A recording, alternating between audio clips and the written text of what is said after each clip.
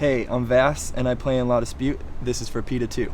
When I was a teenager and starting to get into punk and just counterculture in general is when I started to hear about people who didn't eat meat. It was so foreign of a concept to me as a steak and potatoes in Indiana guy.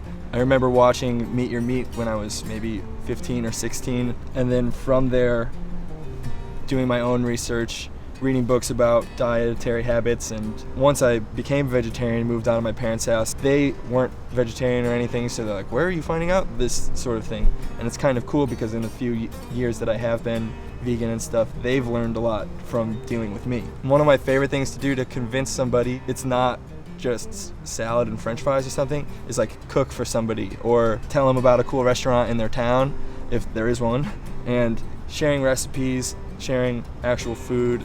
That's what really helps me switch from vegetarian to vegan. You realize like, hey, this is pretty good, and I don't miss these things that I thought that I would, the things that I've been just like conditioned to want.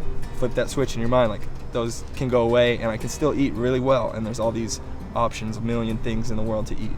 I think there's a divide in the way that meat is presented to people. When like you call it beef, you don't call it cow, and you kind of make that in your mind like this wasn't a cow, this is an item that you just buy from the store, and you don't really think past that. And so watching Meet Your Meat and realizing like, yeah, that was a cow and it was alive and it was really poorly kept, and that's sad.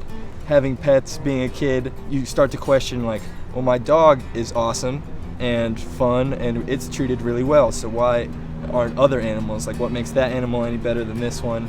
I can't understand why, if you know something, that you just ignore it and carry on.